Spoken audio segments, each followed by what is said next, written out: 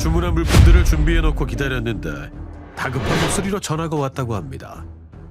갑자기 전투식량 거래한 업체가 17만 원이란 가격을 터무니없이 가격을 그쪽 업체에서 불러가지고 제가 부대 내에서 아주 난감한 처지가 됐습니다. 소화기 너머로 상관의 화난 목소리도 들렸다는데요. 이야. 실수를 해가지고 어떻게 될지 모르겠네요. 김서, 이남이랑 3번이 애들 건질 거야. 와. 감사합니다. 제가 바로 확인해보겠습니다. 한대혁이라는 중사가 상당히 부대 내에서 지금 이 전투식량 때문에 공경을 겪고 있구나라는 그런 느낌을 또 받았어요. 그렇죠. 70박스 비용 840만 원을 대납해줬습니다. 거의 비슷하네요. 그런데 제설용품을 찾으러 오지 않은 한대혁 중사. 그제야 군인을 사칭한 노쇼 사기인 것을 알았지만 전투식량 대납금은 돌려받을 수 있을 줄 알았답니다. 판매업체에서 환불을 해주겠다고 한 겁니다. 반품 신청서로 접수를 받고 걱정해주는 문자도 보냈습니다. 그런데 이 또한 거짓말이었습니다. 이사줘요? 이들의 사기 수법은 군인을 사칭해 물품을 대량 주문하며 접근하고 이후 전투식량 대리구매를 빙자해 돈을 입금하게 한 뒤 잠적하는데요. 그러네요. 사실 이들은 한 범죄 조직인 겁니다. 네. 지푸라기라도 잡고 싶은 심정으로 전투식량 업체 주소로 찾아갔다는 철물점 사장. 과장님 보내신 그 명함 속의 주소로 찾아가면 되겠습니까? 오라고 하더라고요. 3, 40분 걸려서 갔는데 그 동일한 상고도 없고 명함 속 주소는 대체 어떤 곳일까? 계십니까? 혹시 여기 상고 계시는 분들 조금 아시나요? 사람들은 고춧가루 하는 것 같아요. 고춧가루. 주문 물품은 재고로 떠안고 840만 원의 금전적 피해도 입은 김 씨. 하루 매출 좀 오르겠다는 기대는 깊은 상처로 남았습니다. 아유, 저 물건들은 또 요즘 어떡해요. 경기가 너무 안 좋고 집세라도 좀 보탤까 방심을 하고 제가 이렇게 거래를 이어졌던 게 너무 큰 불찰이었고 그렇게 너무 자책을 많이 했죠. 너무 속이 너무 상하고. 철물점을 상대로 한 사기 행각은 전국적으로 벌어졌습니다. 많은 분들에게 제보가 왔다고 합니다. 아, 정말. 심각한 사태가 지금도 방영하고 있는 그럼요. 작년 5월 2일 이후로 에피소드 목록이 이게 나타나져 있는 게 없어가지고 저번 주에도 방송했는데 보시면은 1월 16일 방송이요. 저번 주죠.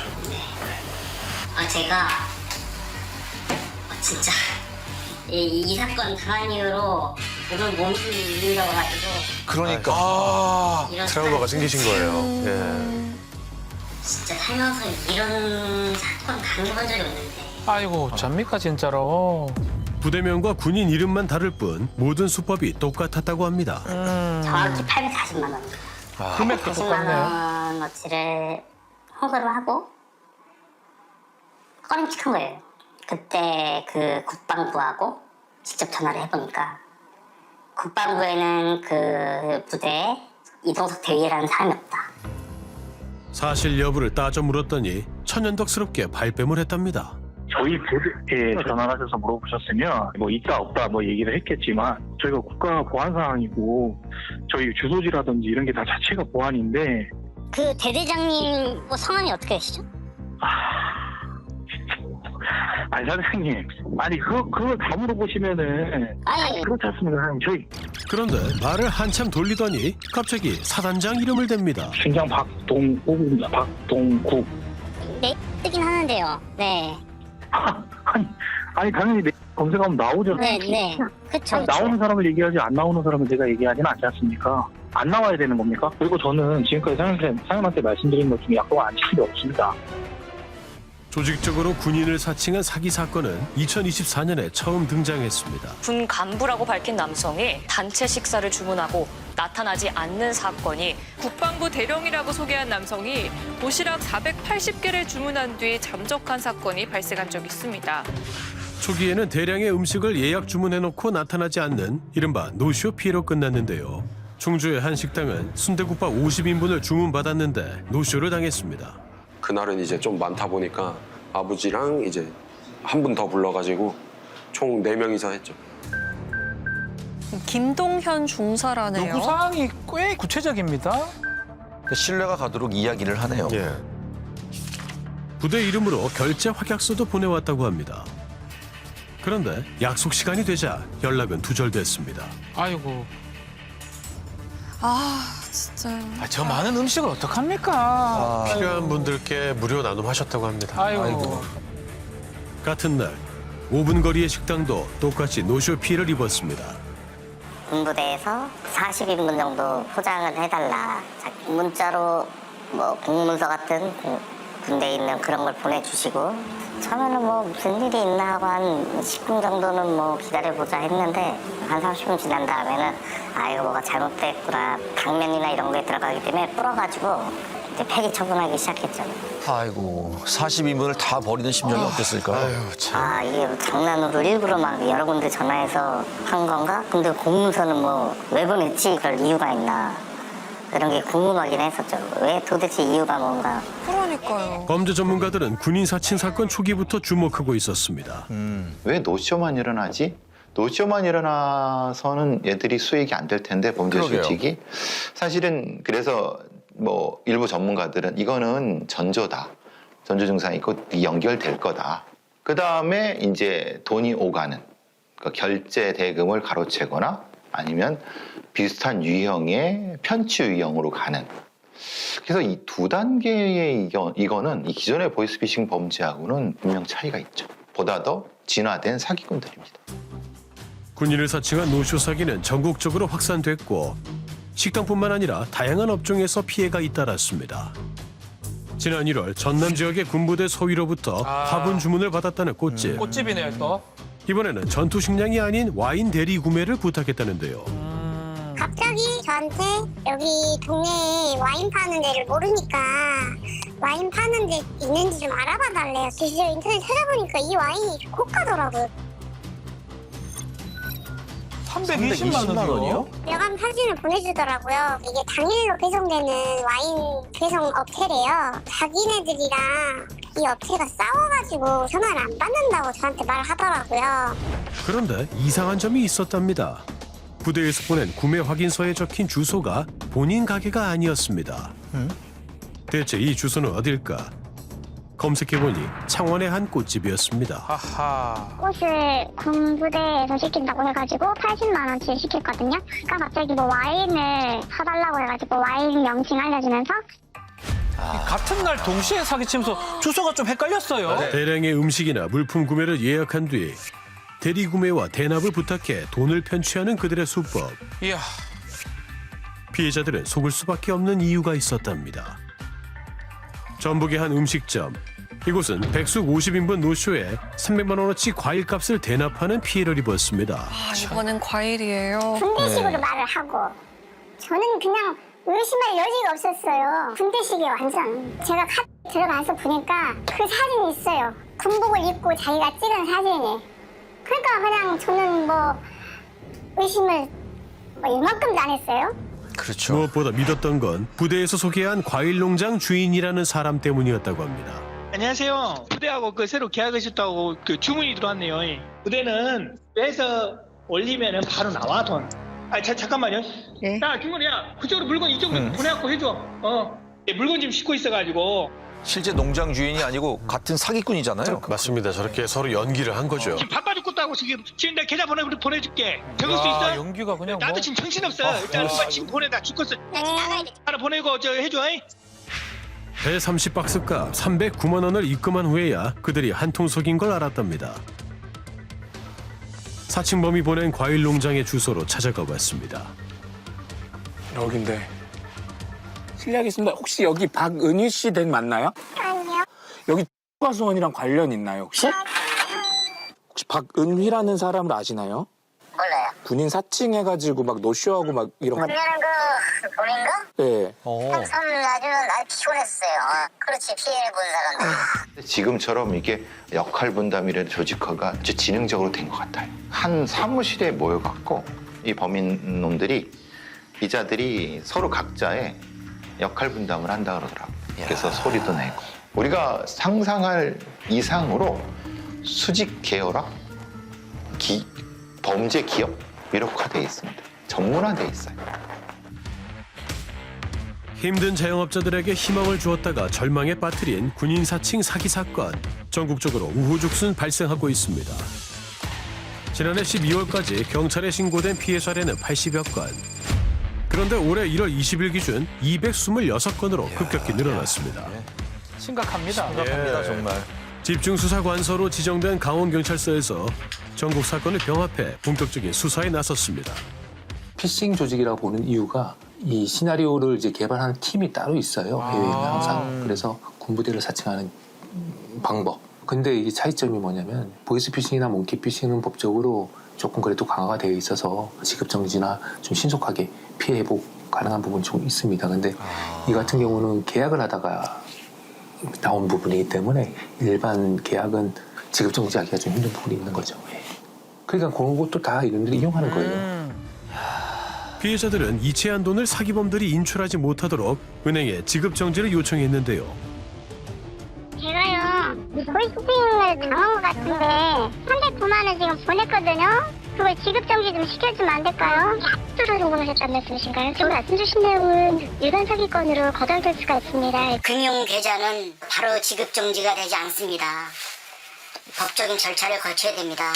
그래가지고 포기하고 나왔습니다. 군인 사칭 사기는 왜 보이스피싱과 다르게 보는 걸까? 보이스피싱은 바로 지급정지가 되잖아요. 근데요.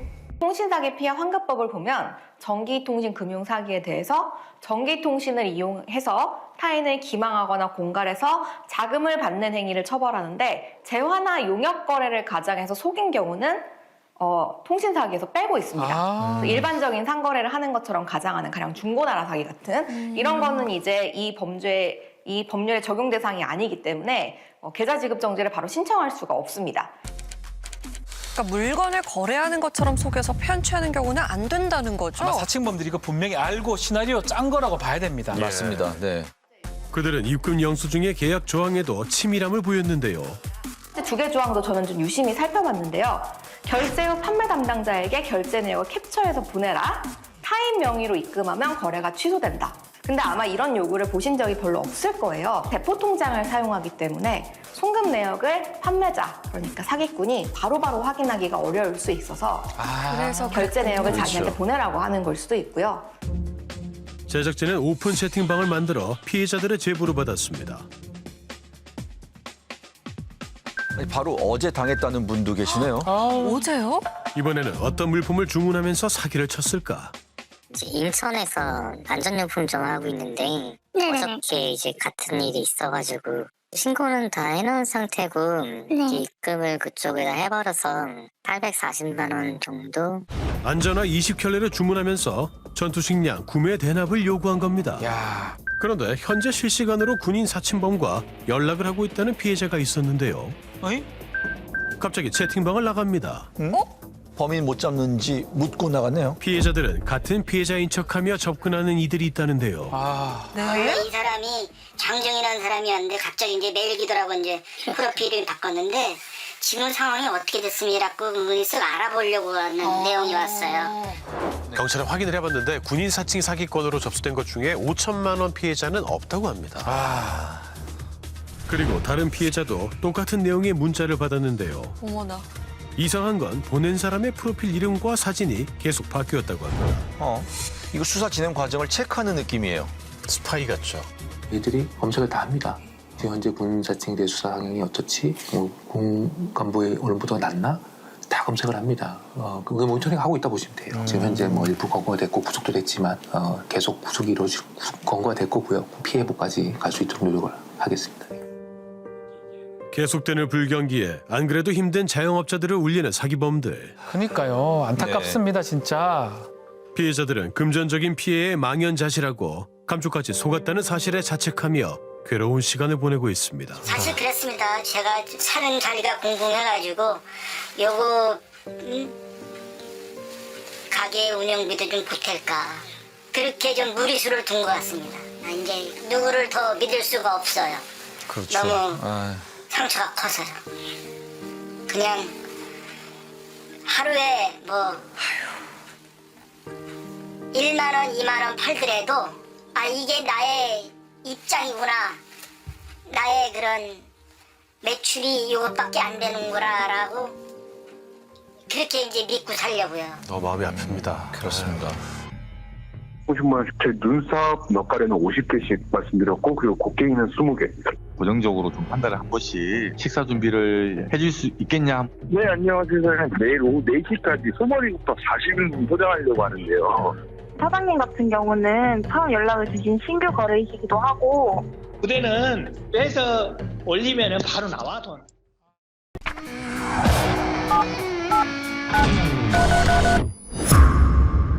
숲이 우거진 야산을 뚫린 인적 드문 도로. 그 끝에서 수많은 사람들을 절망에 빠뜨린 기계 뭉치가 발견됐습니다. 카메라 제가 보고 있겠네. 이거는 뭐야?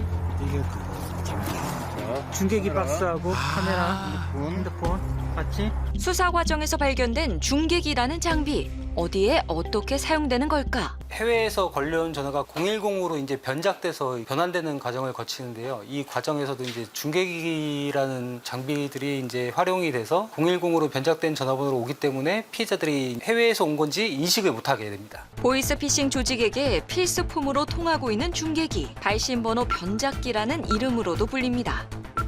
010으로 걸려온 보이스피싱 전화, 바로 이 중계기가 조작했던 겁니다. 중계기는 야산에도 있고 공사장에도 있고 땅속에도 있고요. 차를 싣고 이렇게 옮겨 다니면서 운영하는 경우도 있고 계속 변형되고 있다고 보시면 될 것 같습니다. 강북서 진흥팀 형사들이 수거한 또 다른 중계기. 중계기 맞네. 이게 맞아. 상자에 꽁꽁 쌓인 중계기가 발견된 곳은 평범한 주택가였습니다. 한번 보이스피싱 때문에 저기 2층에 애가 중국에 사는 애가 간 적은 있어요. 아, 그래요? 어느 날 갑자기 이렇게 보니까 차가 계속 딴 차를 타고 가니까도 그러더니 그냥 경찰이 왔어. 보이스피싱범들은 중계기로 발신 번호를 조작하고 다음 단계에 들어갑니다. 그럴싸하게 포장된 그들의 목소리는 사회 초년생들을 노리고 있습니다.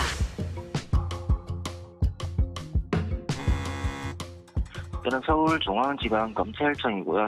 수사관입니다. 얼마 전에 저희 지검에서 주범으로 된 금융사기단을 검거하셨는데 현장에서 본인 명의로 된 하고 정권 CM에도 계좌가 있어서 들었습니다. 어렵게 인터뷰에 응한 김준호 씨는 하루빨리 이 끔찍한 목소리를 기억에서 지우고 싶을 뿐입니다. 진짜 지옥 끝까지라도 막 쫓아가서 진짜 어떻게 해버리고 싶고 막 잃어버린 돈 어떻게 찾지, 내가 진짜 부모님 별 낯이 없다, 내가 진짜 어떻게 살아야 되나, 온갖 생각이 진짜 머릿속에 다 들어가지고. 입사 3년 차, 어렵사리 취업에 성공한 준호 씨는 장밋빛 인생이 펼쳐질 거라 상상했습니다. 예.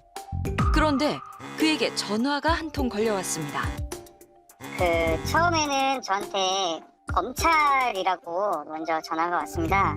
개인정보로 이제 통장이 만들어져서 그 통장이 이제 뭐 범죄에 사용되고 있다. 용의선상에 올라있기 때문에 내가 죄가 없다는 걸 증명하려면 본인 스스로 증명을 해야 된다. 그러니 뭐 조사에 임해야 된다라고 하면서. 그리고는 영상통화가 시작됐습니다. 자기네들 화면상에 뭐 자기네들 사무실 꾸며놓은 데다가 막 통장 막 여러 개 쫙 깔아놓고 실루엣 자체가 약간 어디 영화에서 보듯이 그 막 범죄 현장에서 나온 압수품들 이렇게 깔아놓듯이 있잖아요. 그런 것들을 제가 볼 수 있게 다 준비를 해놓은 상태에서 영상통화를 걸더라고요. 상대를 윽박지르는 말투, 정교하게 꾸며진 세트장, 게다가 검찰의 직인이 찍힌 공소장까지. 준호 씨는 점점 그놈들이 파놓은 함정으로 빠져들고 있었습니다. 내가 만약에 범인이면 그 통장에서 돈을 입출금한 기록이 남아있을 것이니 현금의 일련번호로 확인한다던가 그런 이유를 대면서 금융감독원에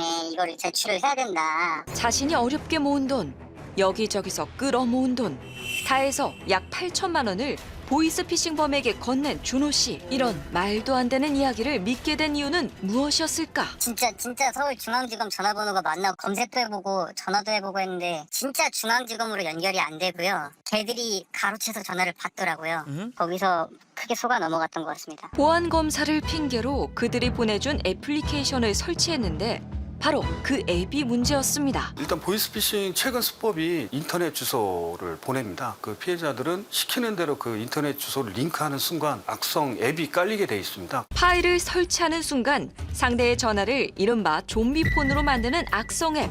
과연 어떤 걸까? 우리는 보안 전문가와 함께 휴대전화에 악성 앱을 설치한 후 그 전화기를 이용해 담당 PD에게 전화를 걸어봤습니다. 제 전화번호에 전화를 걸어볼게요.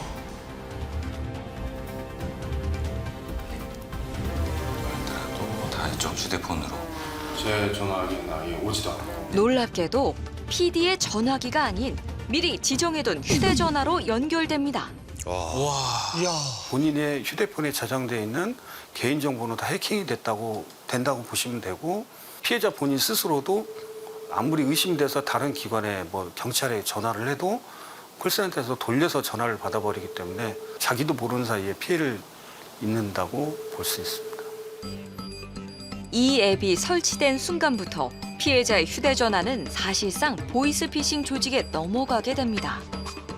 걸려오는 전화나 문자를 감시하는 것은 물론 위치 추적까지 가능했습니다. 제가 문자를 화탐사대라고 보냈습니다. 네.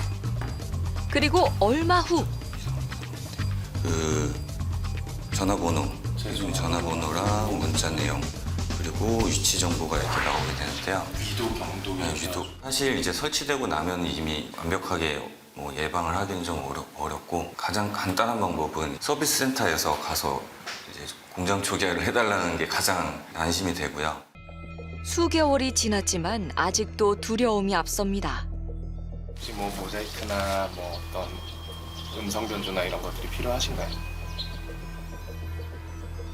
안 하면 그대로 나갈 수 있습니까? 네, 안 하고도 나갈 수 있습니다. 보복이 두려워서 안 되겠습니다. 솔직하게.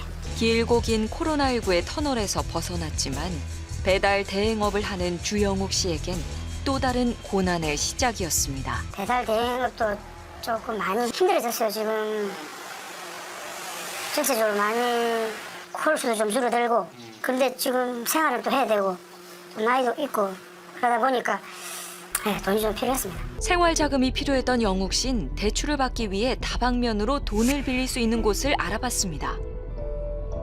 하지만 수입이 일정하지 않은 소상공인이 은행의 문턱을 넘기란 쉽지 않았습니다. 하늘이 무너져도 솟아날 구멍이 있다던가요? 영욱 씨에게 반가운 연락이 왔다고 합니다. 핸드폰 문자를 통해서 자영업자 대출을 좀 해준다고 해가지고 상담사하고 이야기를 하다 보니까 대출이 될 것 같더라. 거절 없이 무조건 대출이 된다는 솔깃한 내용의 문자. 게다가 시중은행과 큰 차이 없는 금리는 영욱 씨의 마음을 흔들기에 충분했습니다. 대출을 받으려면 서울로 와야 한다는 말에 곧장 버스에 오른 영욱 씨. 그런데 서울에 도착하자마자 상담원이 대출을 핑계로 이상한 요구를 하기 시작합니다. 처음에는 2천에서 3천 정도를 이야기했는데 나중에는 2천만 원을 더 해가지고 5천만 원 정도를 해주겠다. 자기네 회사에서 할 수 있는 지시하는 내용을 이행할 수 있겠느냐. 그렇게 말하길래 나는 돈을 더 대출을 하고 싶어서 그렇게 하겠습니다. 라고 이야기를 하니까 자기들이 지정하는 장소에 가가지고 구입을 해라. 지정하는 데가 골드바, 금을 구입하는 데였거든요. 그리고 얼마 후 영욱 씨의 계좌에 입금된 5,100만 원이라는 거액의 돈.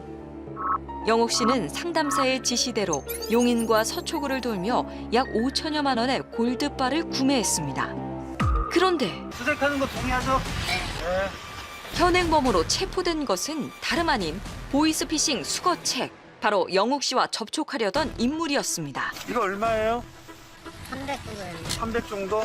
국민돈인데 얼마인지도 몰라요?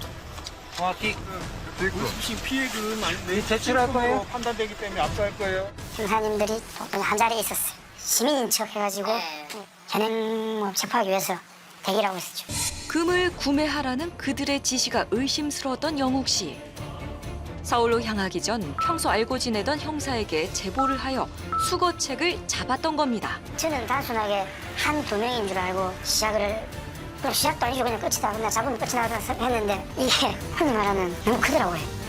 보이스피싱 수거책에 타고 있던 SUV 차량에서는 다량의 골드바가 발견됐습니다. 이거 금이네? 다 뺐네. 금이에요. 영욱 씨의 제보로 확보한 골드바와 현금 뭉치들. 용도는 무엇이었을까? 은행이나 이제 인출을 하게 되면은 은행 직원이 의심해서 신고하는 사례가 다수 발생하기 때문에 신종수법으로 골드바로 전환을 해서 돈으로 환전을 해서 이제 세탁하는 방법을 거치게 됐습니다. 1차 수거책이 피해자들에게 받은 범죄 수익으로 금을 구매합니다. 그리고 2차 수거책이 골드바를 현금으로 바꿔 3차 수거책에게 넘기는 거죠. 3차 수거책은 국내에 있는 총책에게 범죄 수익을 전달하고 최종적으로는 피해 금액을 해외로 빼돌리는 겁니다. 그러니까 여러 단계를 거치며 골드바로 소위 말하는 돈 세탁을 시도했다는 거죠. 게다가 10대 청소년들까지 범행에 가담한 정황이 포착됐습니다. 10대를 보통 통상적으로 이용하지 않는데 이 골드바 사건의 경우 10대 청소년들이 아주 여재가 많았고 기존에도 조사를 받았던 상황이고 보이스피싱인 점을 충분히 인지를 하였음에도 환전상한테 이제 길거리에서 다액의 현금을 전달해서 이제 수당을 받은 것으로 확인됐습니다. 보이스피싱 조직의 배후를 쫓기 위해 분주하게 출동 준비를 하는 강북서 진흥팀 형사들.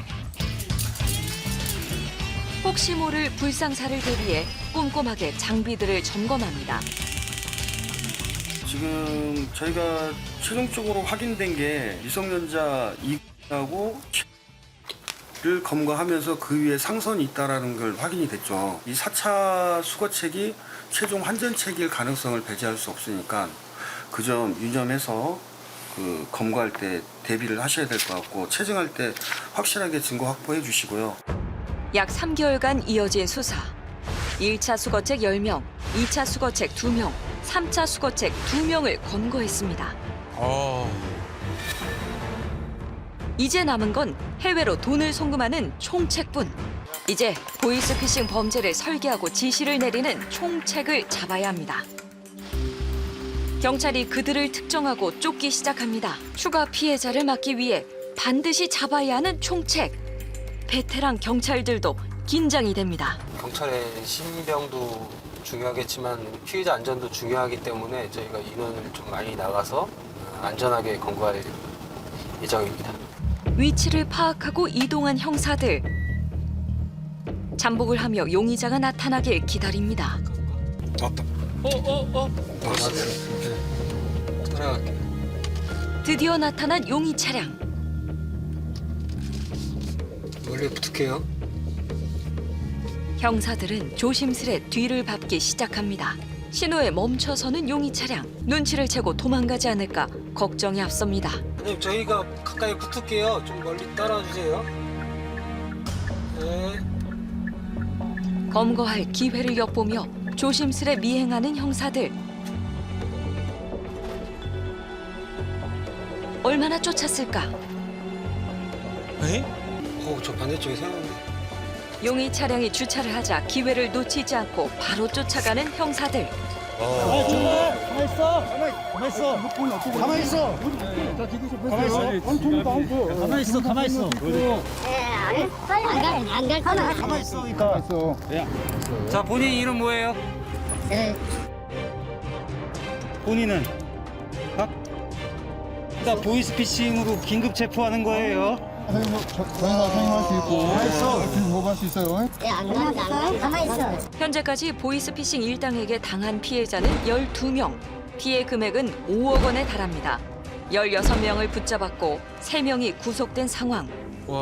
경찰은 김준호 씨를 포함한 피해자들에게 피해 금액 중 일부를 돌려줄 수 있었습니다.